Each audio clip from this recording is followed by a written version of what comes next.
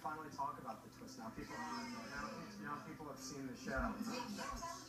We keep trying to like promote, and it's like, yeah, man, it's really cool. You gotta watch the show. But you can't write that. You're not gonna say that. Right. Oh no, actually, I went a step further. I'm like, yeah, but you don't want to be that one writer because then you're gonna get blacklisted. Yeah. Someone left a newborn at my fire station. I didn't know what to do, so I brought him here.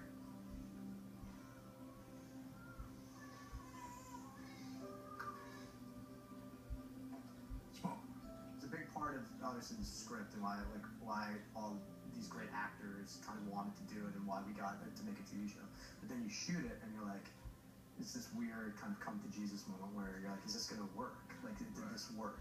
I brought people to the edit bay for the first time, like regular people, like my wife's friends, people outside the business, and then it just started, and like you could feel it. Like you could feel it was my first time, and so that was like the best moment. People getting in different spots. When I read it, I thought, well, this is one of the greatest things I've ever read in my life. And then when I saw it, something happened to me. I was like, oh, you know what? You didn't write that to be read. You wrote it to be seen. Right. And I thought that's so interesting because I was so moved by just reading it. But then I watched it. I was like, well, this is where it lives.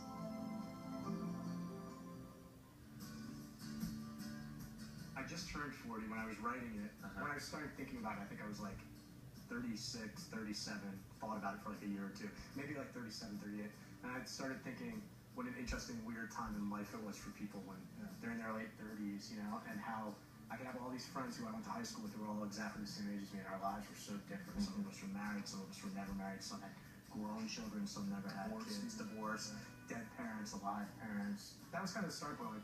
You know, I thought that was an interesting age because, you know, when you're 18, pretty much we're all kind of finishing up that schooling part of our lives and going out into the world. And when people make excuses for you too, oh, you're just 18, you're also so You're still a kid. Yeah. It's a weird age. It's great though because like that to me is like you were sort of saying that's the age where you things have happened to you. Yeah. Right. Yeah. You've lived. Yeah. And you have seen and experienced people that are close to you that you love that have died. People start exiting your life. Yeah. I think And then you it's also really start serious. new people coming to your life, children and stuff. Things get serious. And Really serious. Like, oh, I'm not 30. Yeah. Like heading to 40. Yeah. What? Like my life is getting dangerously close to a midpoint, and I still feel a little too young to be that.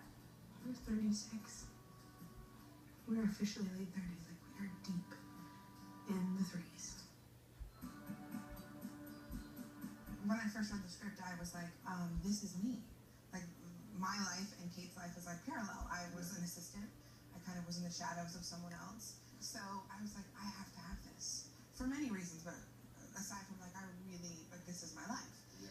And aside from plus size women who are remotely attractive, who aren't the butt of the joke, to be on television, on a network television show is like, where are they? So it was just really important, not only to tell the story, but to just have people on television who are relatable.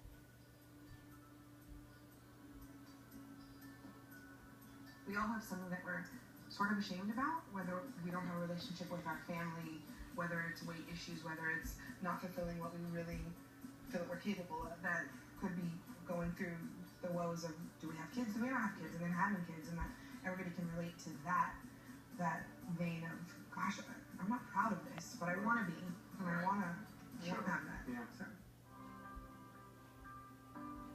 You know, I don't think there are a lot of people in the world, obviously, that can relate to being on a television show, being frustrated with being an actor on a television show that you feel like is sort of going a different way. But I think everyone can relate to being frustrated at work to the point where you feel like you're being stifled, you know, and you're not able to.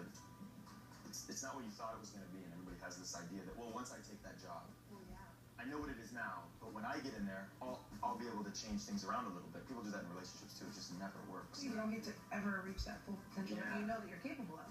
Yeah, so it's cool to, and I would, you know, you can't act like that, right? You can't behave that way. So it's kind of fun to be able to behave that way and sort of justify it as well. A lot of the lines in that explosion were you just like going off the rails, and it was like on and off. Yeah, like I can't. Well, it's great. Yeah, you were there, and you just encouraged me. He was just basically like, you know, do your thing. I mean, go completely insane. What we got here? We got a real suitcase. Finally, we got something real. Oh, no, we don't. Look, there's nothing in the suitcase. Where the hell are you going, Alan Stick? And what the hell are you going to wear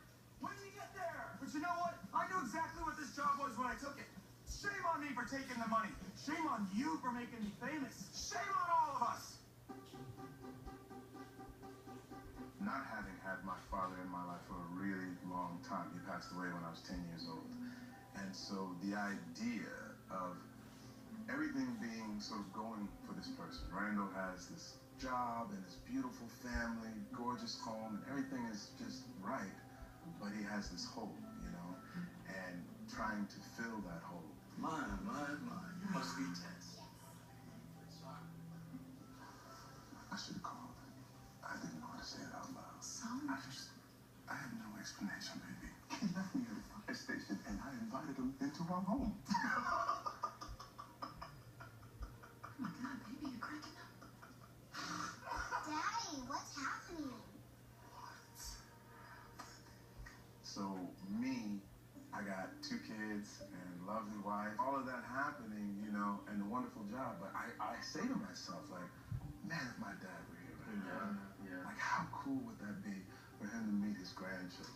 I came here today so I could look you in the eye, say that to you, and then get back in my fancy-ass car and finally prove to myself and to you and to my family who loves me that I didn't need a thing from you, even after I knew who you were. You want to come in? Okay. I think there's also something really interesting about the idea of the expanse of time. You know, I think we very much think, you know, our children are in the future, our parents are in the past. You're kind of looking at things forward and backward. But when you spend time sideways, and it's, you know, you're marching at the same age as your children. Like, the one thing I really think about is when I'm doing my work, we're all the same age doing it. But you guys are all, you're my children. Yeah. So then when I'm looking at all the little yous, and I'm looking at the babies, I'm Right. thinking about all of you guys.